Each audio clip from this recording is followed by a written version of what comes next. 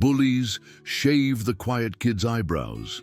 He made their hair fall out with a single glance. Marcus Rivera sat in the back corner of Jefferson High's chemistry lab, hunched over his notebook as he carefully copied molecular diagrams from the whiteboard. His thick-rimmed glasses kept sliding down his nose, and every few minutes he'd push them back up with a nervous habit that had become second nature. At 17, Marcus was the kind of student who blended into the background.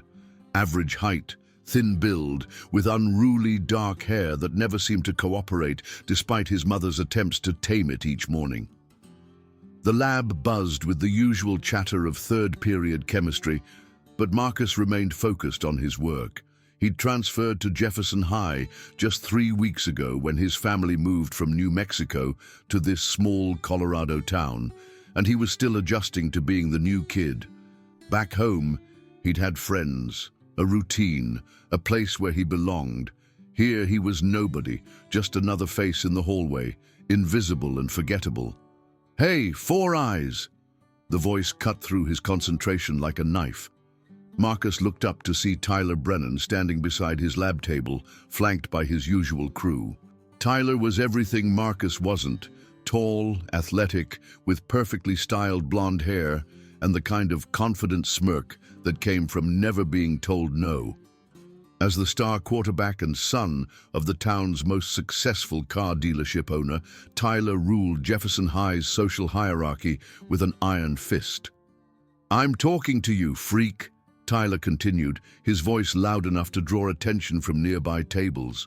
His friends, Jake Morrison and Connor Walsh, snickered behind him like loyal hyenas waiting for scraps. Marcus felt his cheeks burn with embarrassment as other students turned to stare.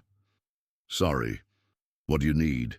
he asked quietly, hoping to diffuse the situation before it escalated. "What I need," Tyler said, leaning closer, "is for you to stop breathing so loud. It's distracting." Jake burst into laughter at this, as if it was the funniest thing he'd ever heard. Mrs. Patterson, the chemistry teacher, was busy helping students at the front of the class and seemed oblivious to the confrontation brewing in the back. Marcus had learned in his short time here that teachers at Jefferson High had a remarkable ability to look the other way when it came to Tyler's behavior. "I wasn't," Marcus started, but Tyler cut him off. "Wasn't what? Breathing? Because you definitely were." Tyler reached over and flicked Marcus's glasses off his face. They clattered to the floor, and Marcus immediately dropped to his knees to retrieve them, his face burning with humiliation. When he stood back up, the three boys were already walking away, Tyler calling over his shoulder, "Try to keep it down, New Mexico." The rest of the class period passed in a blur of shame and anger. Marcus kept his head down, acutely aware of the whispers and stares from his classmates. This wasn't the first incident since he'd arrived at Jefferson High, and he had a sinking feeling it wouldn't be the last. What none of them knew, what Marcus had never told anyone at his new school, was that he came from a long line of curanderos, traditional healers who possessed abilities that most people would dismiss as superstition. His grandmother had spent years teaching him the old ways, the ancient knowledge passed down through generations of his family. She'd warned him about using his gifts carelessly, about the responsibility that came with such power. "Con gran poder viene gran responsabilidad, mijo," she'd always said. "Never use what you've been given to harm others, only to protect and heal." But as Marcus walked through Jefferson High's crowded hallways after chemistry class, his grandmother's words felt distant and hollow. All around him, students laughed and talked in groups while he navigated the social maze alone, invisible except when Tyler and his friends decided to make him their entertainment. The cafeteria was always the worst part of Marcus's day. The massive room echoed with hundreds of conversations, the clatter of trays, and the occasional shout from across the room. Marcus had learned to time his arrival carefully. Too early, and he'd be alone at a table like a target. Too late, and all the safer spots would be taken. He grabbed a tray and moved through the lunch line, choosing a turkey sandwich and an apple before scanning the room for a place to sit. The popular kids dominated the center tables, with Tyler's group holding court at the largest one. Marcus had learned to avoid that entire section of the cafeteria, but even sitting along the walls didn't guarantee safety. He'd just taken a seat at a small table near the windows when he felt a presence behind him. "Well, well, look who's eating all by himself again." Tyler's voice was unmistakable. Marcus tensed, his grip tightening on his sandwich. "Maybe he's waiting for his imaginary friends," Jake added with a laugh. "Or maybe," Connor chimed in, "he's too weird for anyone to want to sit with him." Marcus continued eating, trying to ignore them, but Tyler wasn't done. He walked around to face Marcus directly, his expression mockingly sympathetic. "You know what your problem is, New Mexico? You're boring. You sit there like a ghost, never talk to anyone, never do anything interesting. It's actually kind of sad." "I'm just trying to eat lunch," Marcus said quietly, not looking up from his tray. "Just trying to eat lunch," Tyler repeated in a high-pitched, mocking voice. "God, even your voice is boring. Do you ever get excited about anything? Do you even have feelings?" The cafeteria around them had grown quieter, other students sensing drama and turning to watch. Marcus felt the familiar heat of embarrassment creeping up his neck, but something else was stirring inside him too, a strange, tingling sensation he'd felt before, usually when his emotions ran high. Tyler must have noticed Marcus's discomfort because his grin widened. "Oh, look at that. I think Four Eyes is getting upset. Are you going to cry? Are you going to run to Mommy?" The tingling sensation grew stronger, and Marcus found himself thinking of his grandmother's lessons about energy, about the connections between all living things, about how strong emotions could amplify natural abilities. He pushed the thoughts away, focusing instead on his breathing, on staying calm. "Leave me alone," Marcus said, his voice barely above a whisper. "What was that?" Tyler leaned closer, cupping his ear dramatically. "I didn't hear you, New Mexico." "I said leave me alone," Marcus repeated, slightly louder this time. Tyler straightened up, laughing. "There we go. The ghost can speak." He turned to his friends. "Did you guys hear that? He actually has a voice." Just then, Mr. Rodriguez, one of the lunch monitors, approached their table. "Everything okay over here, boys?" Tyler immediately switched on his charm, flashing his perfect smile. "Oh yeah, Mr. Rodriguez, everything's great. We were just talking to Marcus here, trying to help him make friends. You know how hard it can be for new students." Mr. Rodriguez looked between Tyler and Marcus, clearly sensing tension, but having no proof of wrongdoing. "Well, that's nice of you, Tyler. Marcus, how are you settling in?" "Fine," Marcus managed, knowing that saying anything else would only make things worse for him later. "Good, good," Mr. Rodriguez nodded. "Well, you boys finish up your lunch. The bell's going to ring soon." As soon as the monitor moved away, Tyler's friendly mask dropped. "Smart move keeping your mouth shut," he said quietly, so only Marcus could hear. "Wouldn't want to cause any trouble on your first month, would you?" The rest of lunch passed without incident, but Marcus could feel Tyler's eyes on him from across the cafeteria. He'd made an enemy, he realized, though he wasn't entirely sure how or why. All he'd wanted was to get through high school quietly, graduate, and move on with his life. But Tyler seemed determined to make that impossible. Over the next 2 weeks, the harassment escalated. Tyler and his friends would accidentally bump into Marcus in the hallways, knocking his books from his hands. They'd make jokes about his clothes, his glasses, his accent whenever teachers were within earshot. Comments disguised as friendly ribbing that adults dismissed as harmless teenage banter. In gym class, Marcus found himself consistently picked last for teams, often ending up on Tyler's side, where he'd be ignored during games or deliberately left out of plays. During group projects in various classes, he'd be the odd one out, forced to work alone while other students paired off with friends. The worst part wasn't the direct confrontations. It was the isolation. Marcus began to understand how Tyler's influence worked throughout the school. Other students weren't necessarily cruel to him, but they weren't friendly either. It was as if Tyler had marked him as untouchable, and everyone else was smart enough to keep their distance.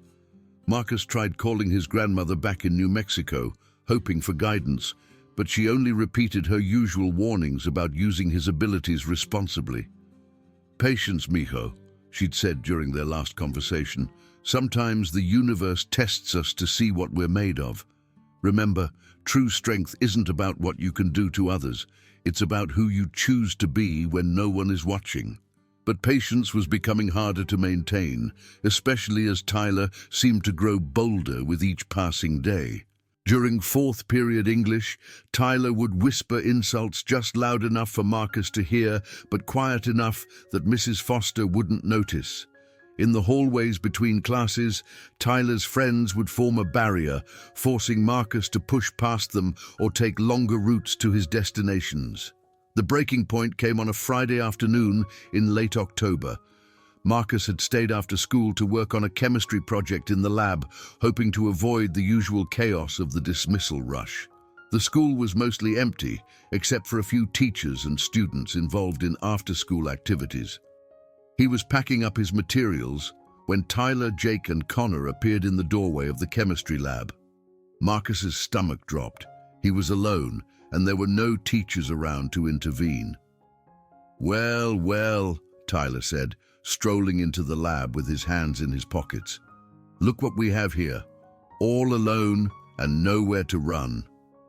Marcus continued packing his backpack, trying to project calm, even though his heart was racing. "I'm just finishing up," he said quietly. "I'll be out of your way in a minute." "Oh, you're not in our way," Tyler replied, his voice deceptively friendly. "Actually, we've been looking for you. We have a little proposition." Jake and Connor spread out slightly, blocking the lab's exits. Marcus realized he was trapped. "See, the thing is," Tyler continued, walking closer, "you've been at Jefferson High for over a month now, and you still don't seem to understand how things work around here. There's a social order, and everyone has their place." "I'm not looking for trouble," Marcus said, finally turning to face them. "But trouble found you anyway," Connor said with a laugh. Tyler nodded. "Connor's right. The problem is, you don't know your place yet, and that makes things uncomfortable for everyone." "What do you want?" Marcus asked, though he was afraid to hear the answer. Tyler's grin widened. "What do I want?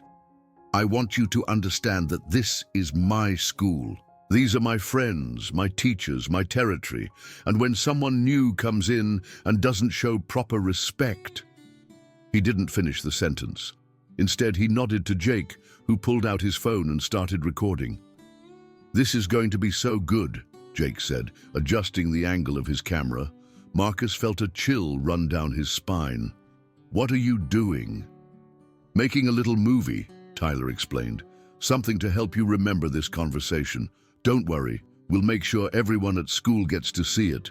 Before Marcus could react, Connor grabbed his arms from behind, pinning them to his sides. Marcus struggled, but Connor was bigger and stronger, and the surprise had given him the advantage. "Let me go," Marcus demanded, but Tyler just laughed. "In a minute. First, we need to give you a little makeover." Tyler reached into his backpack and pulled out an electric razor. "See, I've been thinking about your look, and I realized what the problem is. Those bushy eyebrows make you look too serious, too intense. We need to lighten you up a bit." Marcus's eyes widened in horror as he realized what Tyler intended to do. "No, please don't." "Hold him still," Tyler ordered Connor, who tightened his grip on Marcus's arms. The buzzing of the electric razor filled the chemistry lab as Tyler flicked it on. "This is going to look so good on social media," he said, approaching Marcus with the device. "Everyone's going to love seeing the new kid's makeover." Marcus struggled desperately, but Connor's grip was too strong. He felt the cold metal of the razor against his skin as Tyler began shaving off his left eyebrow, the dark hair falling to the floor in small clumps. "Perfect!" Tyler exclaimed, stepping back to admire his work. "Much better. Now for the other one."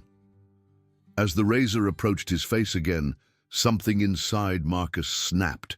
The tingling sensation he'd felt before returned, but this time it was different, stronger, more focused. His grandmother's lessons flooded back to him, not the warnings about restraint, but the older knowledge, the power that ran in his bloodline. "Stop," Marcus said, and his voice carried a strange resonance that made Tyler pause. "Or what?" Tyler challenged. But there was something uncertain in his expression now. Marcus looked directly at Tyler, and for the first time since arriving at Jefferson High, he didn't look away. His dark eyes seemed to shimmer with an inner light, and the temperature in the lab dropped several degrees. "You have no idea what you've just done," Marcus said quietly, his voice carrying that same strange resonance. Tyler laughed, but it sounded forced. "What? Are you going to put a curse on me? Are you some kind of witch?"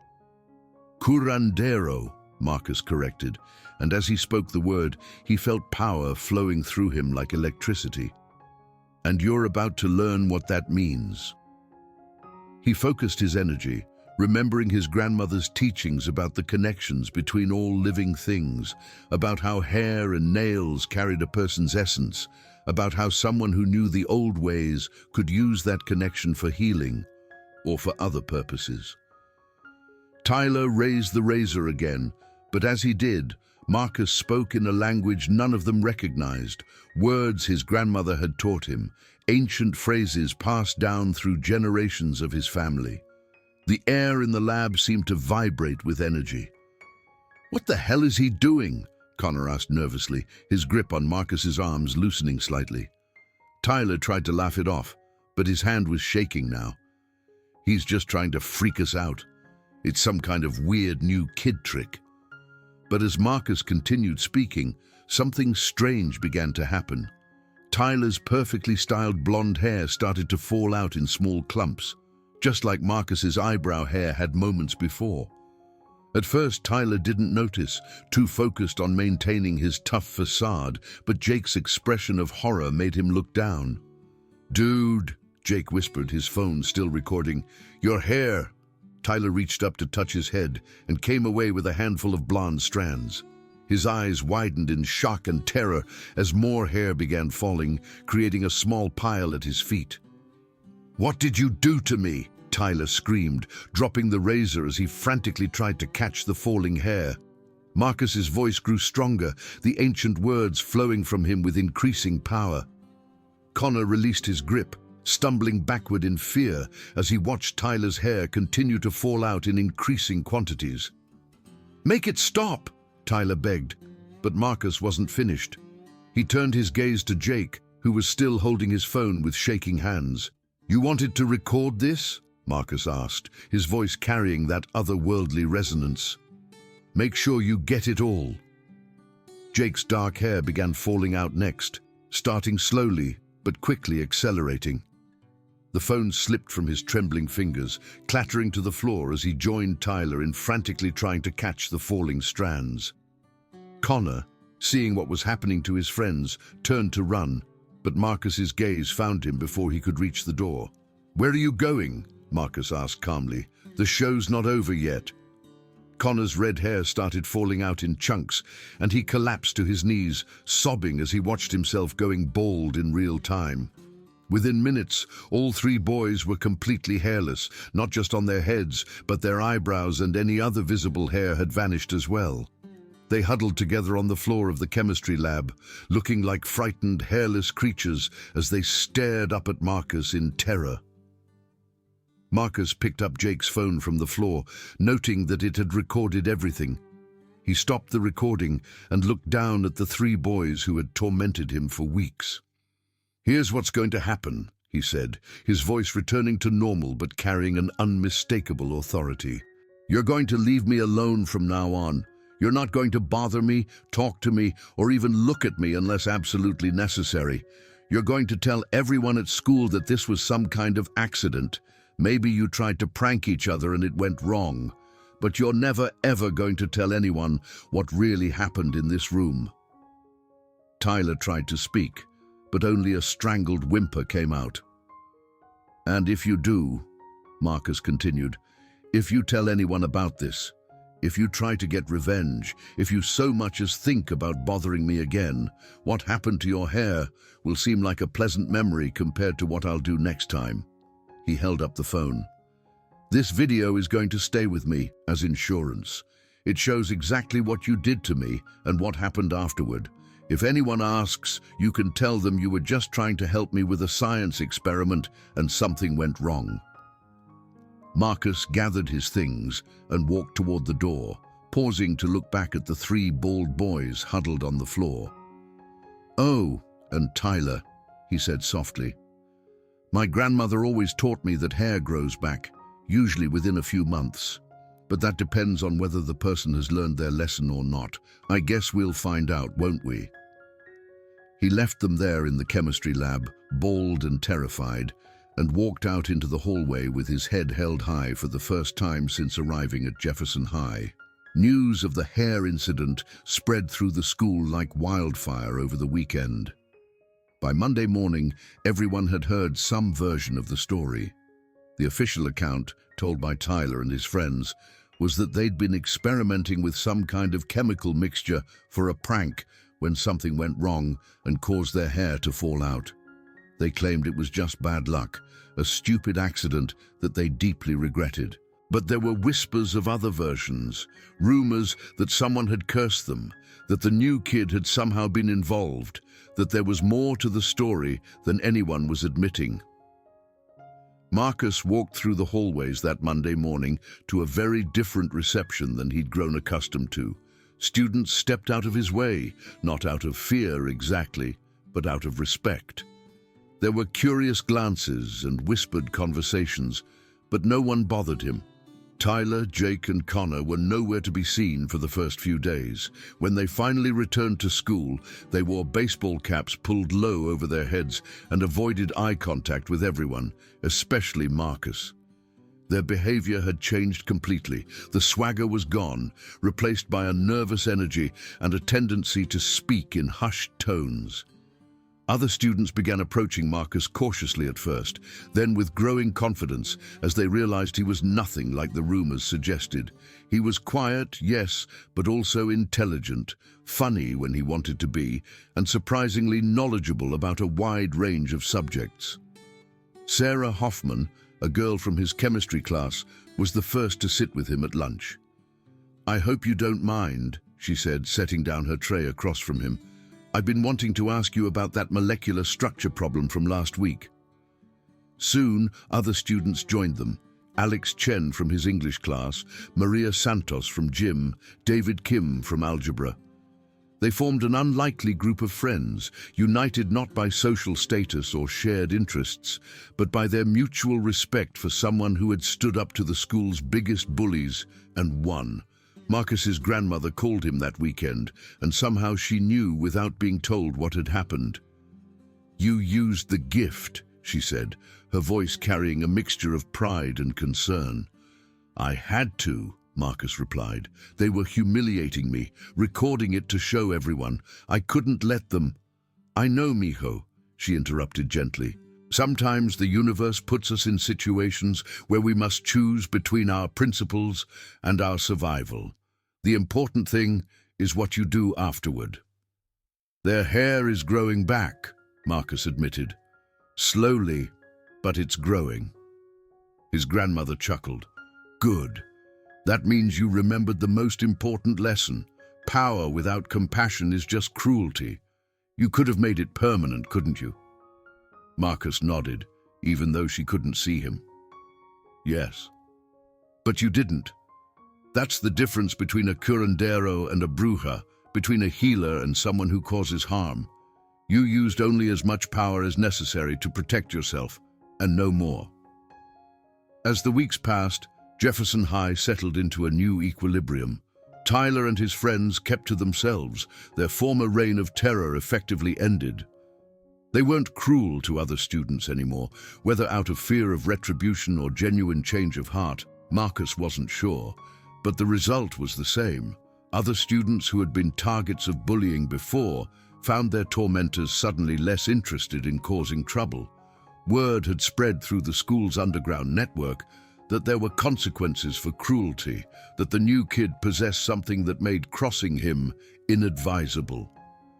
Marcus found himself in an unusual position, respected but not feared, admired but not worshipped. He used his newfound influence carefully, never threatening anyone directly, but making it clear through his actions and presence that he stood with the underdogs, the outcasts, the students who needed protection. The chemistry lab, where everything had changed, became Marcus's favorite place in the school. Mrs. Patterson, who had been absent during the incident, never knew exactly what had happened there, but she noticed that her students seemed more respectful to each other, more careful with their words and actions. One afternoon, as Marcus worked alone on an extra credit project after school, Tyler appeared in the doorway. Marcus looked up calmly, feeling no fear this time. Tyler's hair had grown back to about an inch in length, making him look younger and less intimidating than before. He stood awkwardly in the doorway, fidgeting with his hands. Can I talk to you?" Tyler asked quietly. Marcus nodded, gesturing to a stool across from his lab table. Tyler sat down, staring at his hands for a long moment before speaking. "I wanted to apologize," he said finally, "for what I did to you, for how I treated you. It was wrong." Marcus waited, saying nothing. "I don't understand what happened that day," Tyler continued. "I don't understand how you did what you did, and honestly, I don't want to know. But I've been thinking about it a lot, about why I targeted you in the first place." He looked up at Marcus for the first time since sitting down. I think I was threatened by you. You were different, and you didn't seem to care what anyone thought, and that scared me. I've spent so much time trying to fit in, trying to be what everyone expected me to be, that when I saw someone who didn't need that, I didn't know how to handle it." Marcus considered this for a moment. "You made my life miserable for weeks," he said quietly. "You humiliated me in front of the entire school." "I know," Tyler said, his voice barely above a whisper. "I know, and I'm sorry. I don't expect you to forgive me, and I don't expect us to be friends. I just wanted you to know that I understand now how wrong I was." Marcus studied Tyler's face, looking for signs of deception or manipulation, but saw only genuine remorse and fear. This wasn't the confident, cruel boy who had tormented him. This was someone who had been fundamentally changed by experiencing powerlessness for the first time in his life. "Your hair is growing back," Marcus observed. Tyler's hand went unconsciously to his head. "Yeah, slowly. The doctors don't understand what caused it. They keep running tests, but everything comes back normal. Maybe," Marcus said carefully, "it's growing back because you're learning to be a better person." Tyler's eyes widened slightly. "Does that mean, can you control it, whether it grows back or not?" Marcus smiled mysteriously. "What do you think?" Tyler was quiet for a long moment. "I think," he said finally, "that I never want to find out what happens to people who cross you twice." "Smart," Marcus agreed. "But Tyler, you don't have to be afraid of me. I'm not interested in revenge or in ruling this school the way you did. I just want to be left alone to live my life and help people when I can." Tyler nodded gratefully. "Thank you," he said, standing to leave. "And Marcus, if anyone ever gives you trouble again, if anyone tries to do to you what I did, they'll have to go through me first." Marcus was surprised by this offer. "Why?" "Because," Tyler said, pausing in the doorway, "I know what it feels like to be powerless now. I know what it feels like to be afraid and humiliated and alone. I never want to make anyone else feel that way again, and I sure as hell don't want to stand by and watch someone else do it." After Tyler left, Marcus sat alone in the chemistry lab, thinking about his grandmother's words about responsibility and compassion. He had used his gifts to protect himself, and in doing so, he had not only changed his own life, but had apparently changed Tyler as well. As the months passed, Jefferson High became a different place. The culture of bullying that had thrived under Tyler's influence began to fade, replaced by something more inclusive and respectful. Students who had been afraid to speak up before found their voices. Those who had been isolated began to form friendships. Marcus never revealed the full extent of his abilities to anyone at school, but his reputation as someone not to be trifled with remained strong. More importantly, he became known as a protector, someone who would stand up for others who couldn't stand up for themselves. His grandmother visited him that spring, and as they walked through the halls of Jefferson High together, she nodded approvingly at what she saw. "You have learned the most important lesson," she told him as they sat together in the chemistry lab where everything had changed. "Power is not about what you can do to others.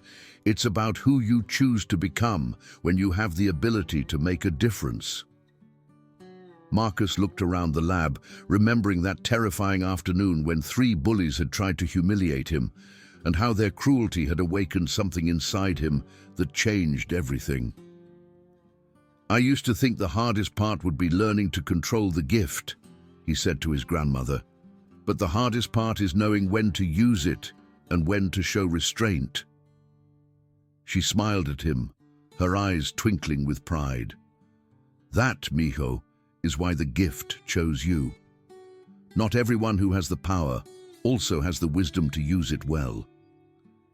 As his senior year approached, Marcus reflected on how much had changed since that October afternoon. He had friends now, real friends who valued him for who he was, rather than what he could do to their enemies. He had the respect of his classmates and teachers.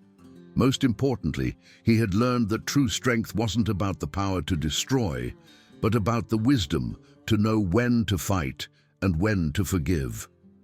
Tyler kept his word, becoming an unlikely ally who used his social influence to protect other vulnerable students.